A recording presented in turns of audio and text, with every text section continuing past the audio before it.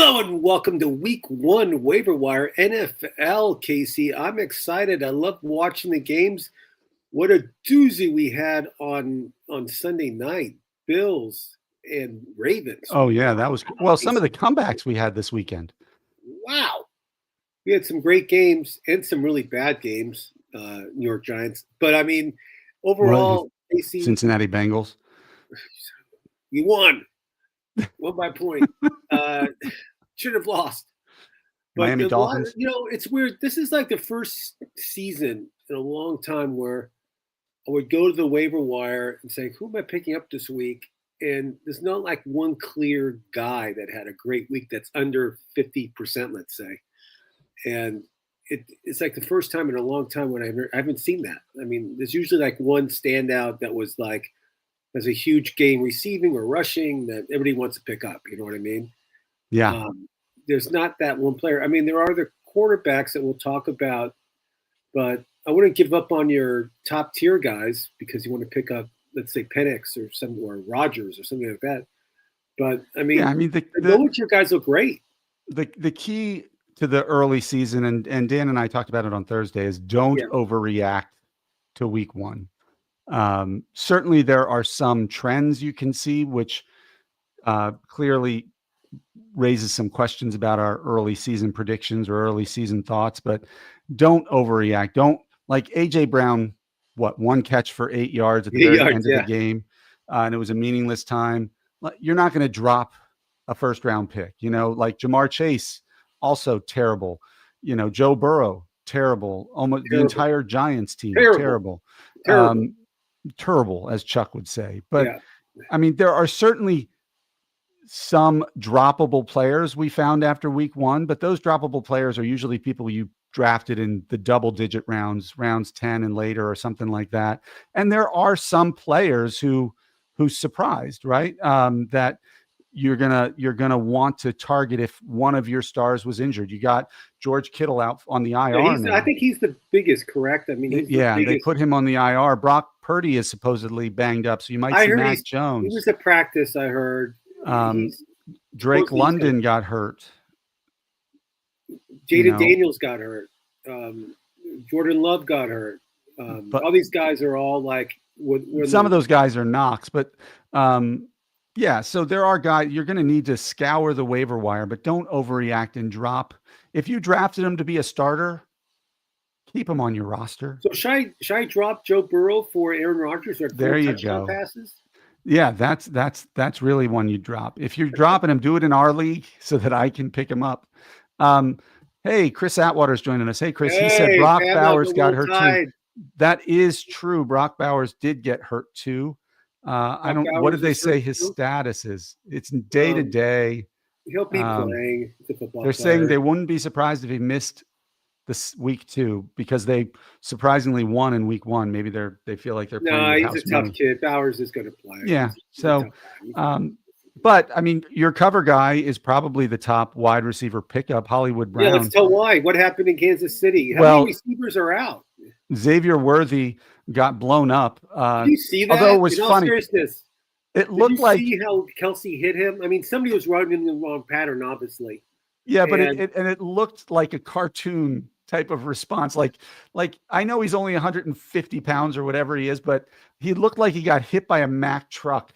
And can the referee call a penalty on the Kansas City for? Yeah, right. I know. All right, Dominic has a question for us. Hey guys, would you trade Pearsall and Sampson for Bill Krosky, Merritt, and McLaurin in a 12-man PPR? Two Commanders. Wow. I think you're getting the better end of that if you're getting Krosky and McLaurin. But I always worry that I'm getting two people from the same team. I don't, and that's just my own head. Like if one of them has a big game, the other one probably doesn't. Not that Sampson, look, I think Dylan Sampson is going to be the lead back this week. I think Jerome Ford is droppable after what you saw from the Browns, but I also see Quinshon Judkins starting to get eased back in. And by week 3 or 4, 5 at the latest, I think Judkins is going to be the number one there. Krosky, I would accept. Yes. I would probably accept. Pearsall is going to catch balls. We know that. Juwan Jennings also banged up, I think, a little bit, but they're saying he should play. But who's going to throw him the ball if Brock Purdy's hurt? So I would probably do it. Mac Jones will, Casey. That's who throws the ball. Mac Jones. I know. So I guess we're in agreement. Yes, McLaurin certainly proved that he was able to play again. Drop. Xavier Worthy for Debo. If you wonder why I mentioned Mac Jones. Pavle Nikolic. Should I drop? I'm assuming Xavier Worthy, which is yes, you should drop him. Debo Samuel or Hollywood Brown. Wow, that's tough. Full PPR too. Samuel had a touchdown first game for the. He had a touchdown on a run, and he had a lot of targets. Hollywood Brown had 13 targets though, and no Rashee Rice for the next 5 games. No Xavier Worthy. You can't go wrong with either. I'd probably lean Hollywood Brown. Go with a guy named Hollywood, Casey. Why you don't want some guy named Debo? You want Hollywood. You want Hollywood. I love Debo this year. I think he's perfect for Cliff Kingsbury's kind of screens and short pass game. But I would probably go Hollywood because he got 13 targets in the first game. I doubt that's going to go down as they just lost another receiver. The question is going to be when Rashee Rice gets back, what does that do to his role? That really helps. What that helps the most is Travis Kelce. It really does. I mean, Kelce is going to get more passes. He's going to get more opportunities in the red zone. And I know people picked him late. I drafted him in like the 9th or 10th round. I know he did not have a good year last year, but this is his final year, I assume. Should I trade CeeDee Lamb for Bijan Robinson? Yes. You don't, after what you saw from Bijan Robinson. I don't have that on my thing. Oh yeah, there it is. Yeah. I wouldn't even, after what you saw from Bijan, I think CD is awesome. A top 4 wide receiver, maybe top 3, but Bijan Robinson could be the offensive MVP this year and catches almost as many passes as CeeDee Lamb. You already have Nico Collins, Jackson Smith, Njigba, and Jared McMillan. I would do it. Although I love Hubbard and Swift too. How many people are in this league? Is this a 10-person league? Because that's a very deep. Those are deep rosters. But yeah, I would get Bijan, and then I would look at the waiver wire for somebody, like we talked about Hollywood Brown, like Keenan Allen caught a bunch of targets, I think, this week too.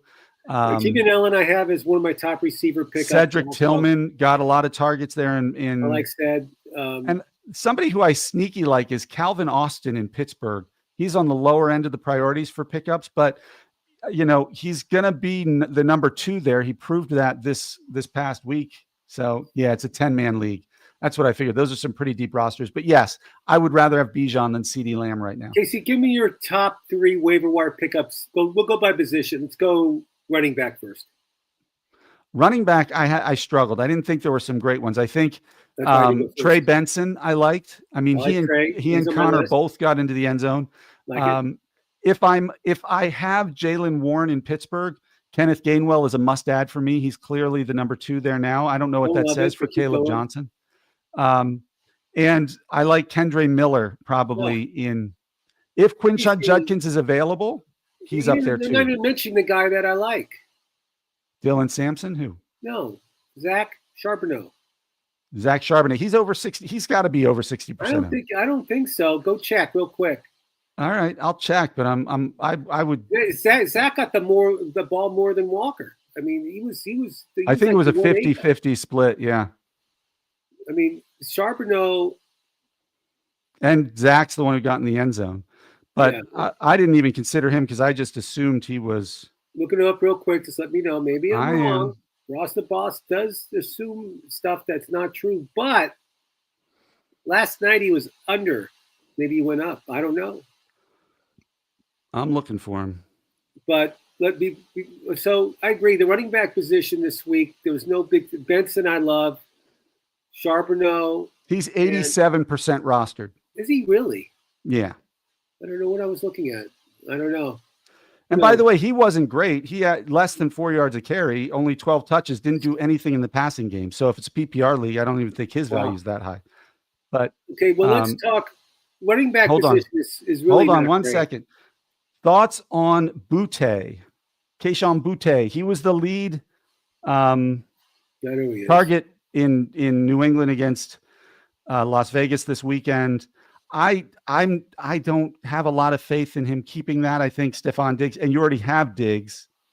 I would rather get Quinshon Judkins and trust that Diggs is going to be fine. I think Diggs will be fine. They're going to use him. They're paying him way too much money not to use him. All right, tight ends. Here we go. We're talking about waiver wire pickups. Juwan Johnson, Harold Fannin Jr., or Hunter Henry to replace Kittle. For me, God, I like them all, but for me, it's probably Juwan Johnson. He was, I think, got the most targets in his. Let me just go check here. Juwan Johnson got them. Yeah. I mean, he got 11 targets. He had 8 catches for 76 yards. Harold Fannin, I think, is awesome. And there's a reason he led college football in categories as a tight end last year. But there's still David Njoku. And I'm worried that on any given day, the other one can take a majority of the snaps. Fannin went to where do you go to college? Like Fannin? He went he went to Bowling Green. It was one of the Ohio schools. Yeah, I know it was one of those Mecca schools. I knew he went to one of those. But those are my, honestly, those are my 3 top pickups. And Hunter Henry is one of the favorites for Drake May. So, Juwan Johnson. New England travels down to Miami. Miami looked horrible, Casey. I mean, that would be a reason to go with Hunter Henry because they're going against Miami. Miami being the first one being fired. I feel like Tua is droppable, and I think McDaniel's going to be fired. I think Hill's going to be a huge bust. How about that? There you go. I should have said that in our bus show. I'm an idiot. I did. Casey, let's talk wide receiver. There were a lot better wide receivers than running backs this season. So let's talk about wide receivers. Tell me your top 3. Well, Hollywood Brown we talked about. 1. Keenan Allen I like, and Cedric Tillman would be my top 3. 3. I agree with your top 3. Guys that I would be like, should I drop him? Cooper Kupp of Seattle. They're paying that guy a lot of money, and he did nothing on Sunday. Yeah, Cooper Kupp worries me. He's on the cusp. The cusp. The cup is on the cusp. I think Rashad Bateman is probably droppable. Xavier Legette might be droppable. See, I like Legette. I think he'll bounce back, but that's me. God. It's just you got to wait a couple weeks on a couple of these guys. But Cooper Kupp did nothing for me. What are your thoughts on CJ Stroud?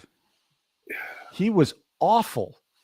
And this is the second year in a row where he's come out of the gate awful.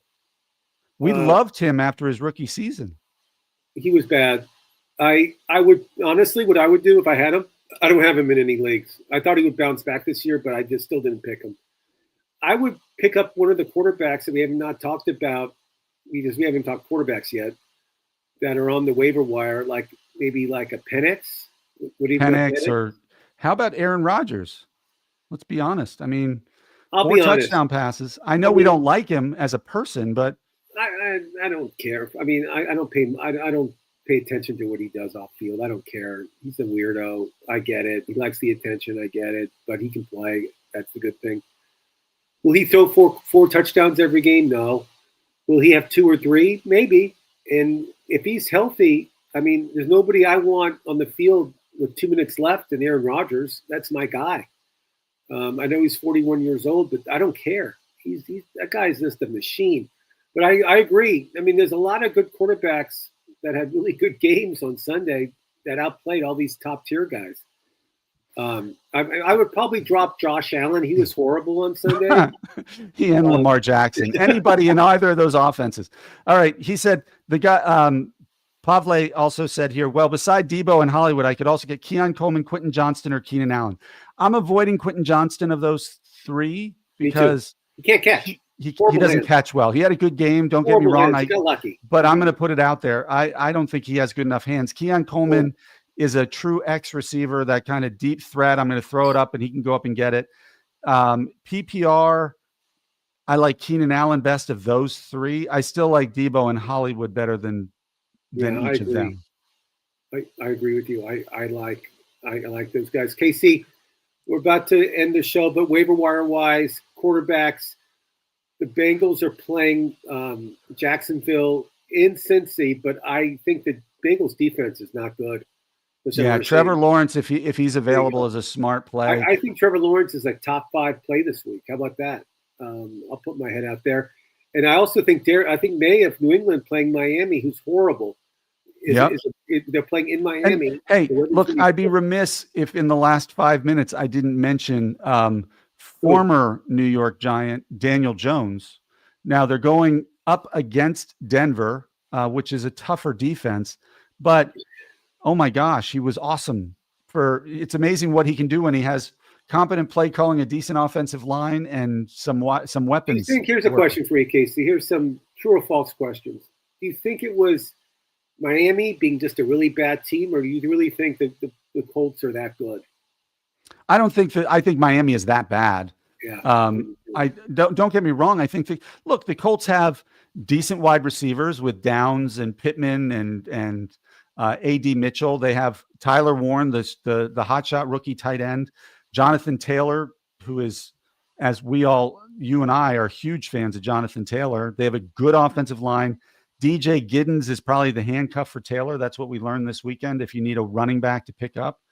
But, I mean, they are good. I don't know enough about their defense to know if the turnovers and the 0 points allowed was because their defense is that good or because Miami's offense is just that bad. I tend to put it somewhere closer to the Miami side being at fault there. But, I mean, if Daniel Jones has a good offensive line, he's not going to, he doesn't turn the ball over. He never did with the Giants either. He just never had time to throw the ball. So it's I like Indianapolis. I like them from a fantasy perspective right now.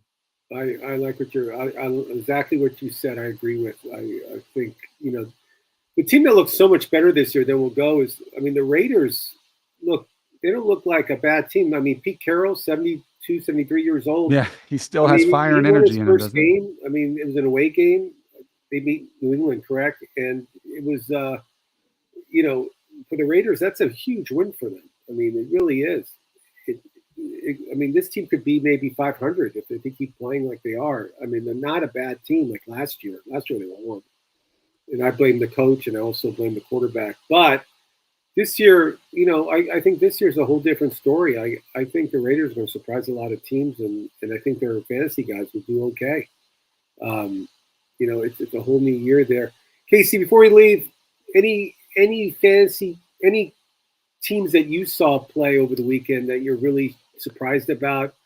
How well they played. I was impressed with J.J. McCarthy in the fourth quarter after how bad he started. And then after that pick six in the third quarter, you would think a lot of rookies would really just struggle. And he kind of pulled it together. I think we learned that Mason is going to be the number one running back in Minnesota, and that Aaron Jones is the third down back or change of pace.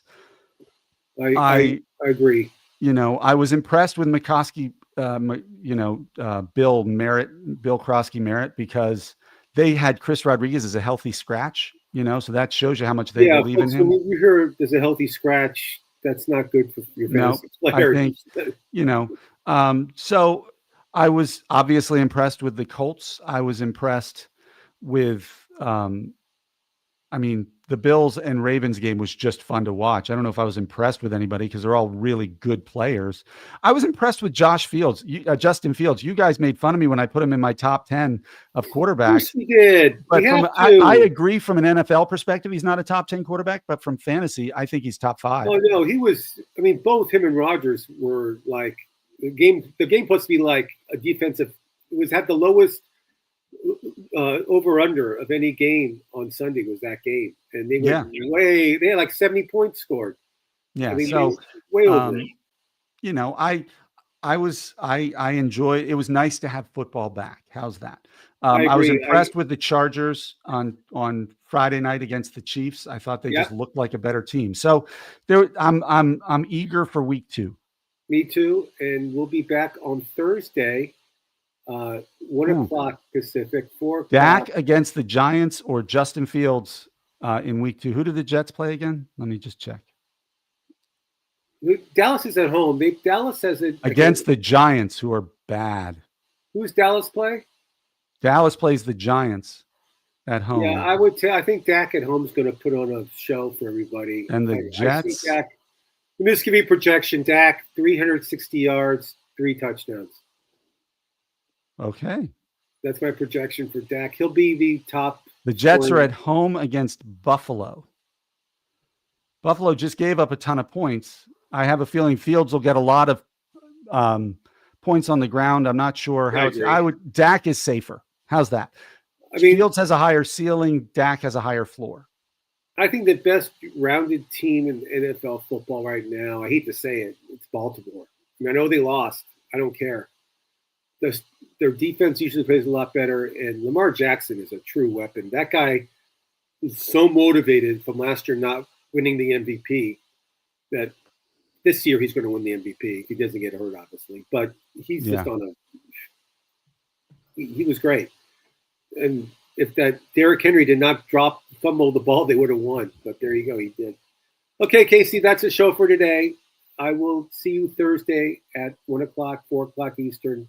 And we'll talk about the week that is coming up for week 2. Yeah, we'll preview some of my picks, some of my horrible players you should stay away from, players that you should start for sure. We'll talk all about that. All right, man.